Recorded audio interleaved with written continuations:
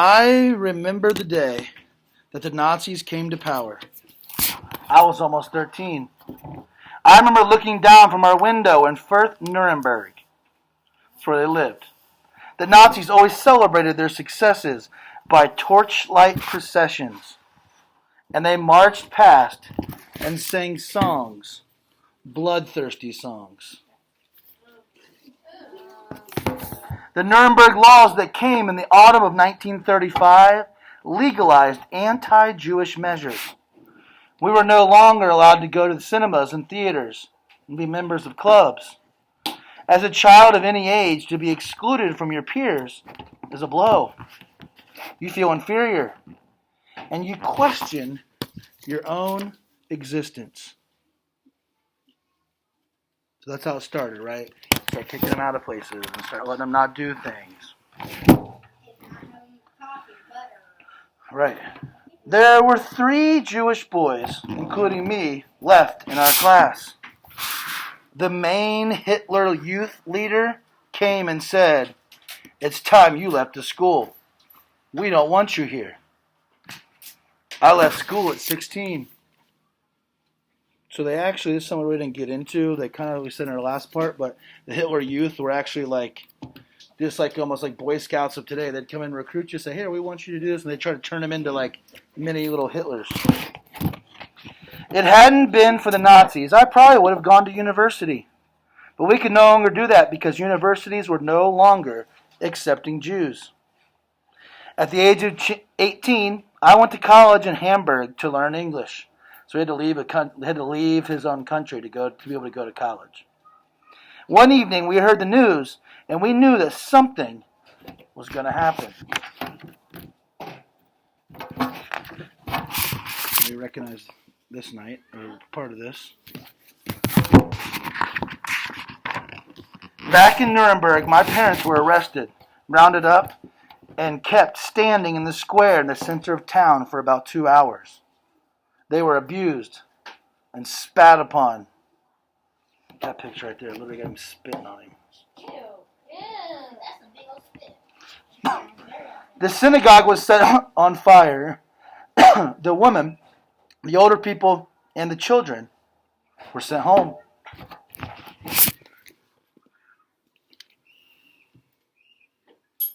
When my mother got home about 4 o'clock in the morning, she rang where I was staying.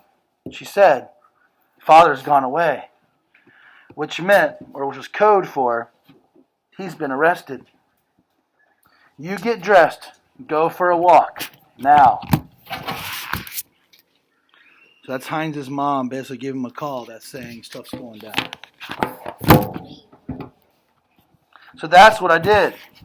Then I went around to the department stores. I sat on park benches. I tried to make myself small, not to stand out. I could see the smoke from the burning synagogues everywhere.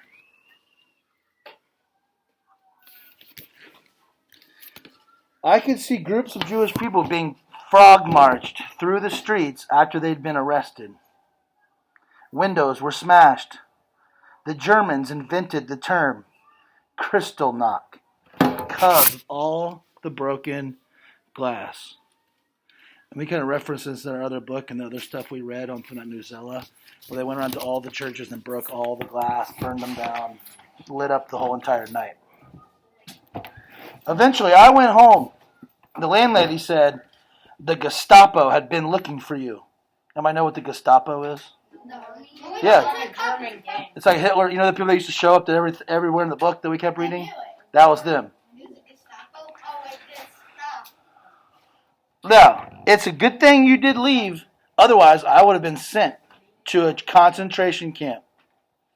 Father was arrested and then sent to Dachau concentration camp near Munich. That's a concentration camp I showed you guys on there. Yep. He was there for 5 or 6 weeks. Most people were released just before Christmas in 1938. Father came home and was a completely changed man. It was then quite obvious that there was no future for us in Germany. If I zoom in on this, look what they did to this brush. Yeah, they got the swastikas all over it. Like a broom. They're sitting there like sweeping them out of the country. Yeah. There was nowhere for us to go. No country wanted us. Frank, my brother, was in Leeds, which is in Britain. He tried very hard to get me a training post and officially succeeded. And then I came to Leeds. We managed to get our visas for our parents eventually, and they came. Thank God, because 4 days later, war broke out.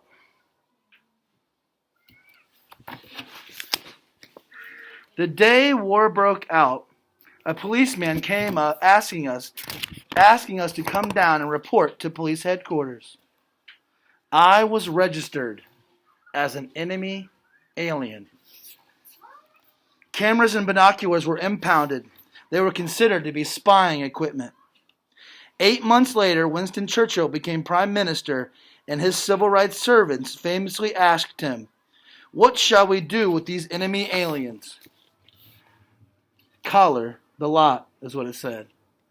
So these people left Germany, right, to get away from the Nazis, but the new country didn't want them there either. They thought they were spies, German spies. So, right. So we were interned, father, brother, and me. All of us felt a bit angry because we were more opposed to the Nazis than the native British were. So even though they hated the Nazis and wanted to fight against them, the German people were like, "No, you're foreigners. You're coming to this town. We don't trust you," basically. We were kicked out of there because we were Jewish. And we were interned here because we were German. We wanted to fight the Nazis, but instead we were kept behind barbed wire. Heinz and his brother Frank were sent to internment camps in Canada for 2 years. They never did get their chance to fight the Nazis.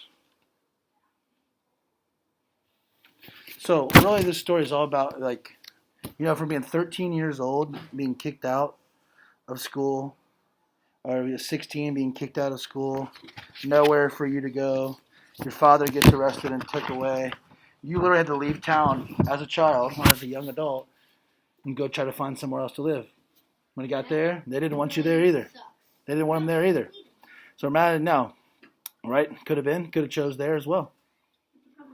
So again, who knows where they could have went or where they did go, but that's where they. So that last page is pretty crazy. Of like, we were kicked out of Germany because we were Jewish, but now we're locked up in Britain because we were from Germany. So they're kind of just stuck in a spot where, like you said, nobody wanted them, nobody wanted them to be there. So they just had to find a way to get by.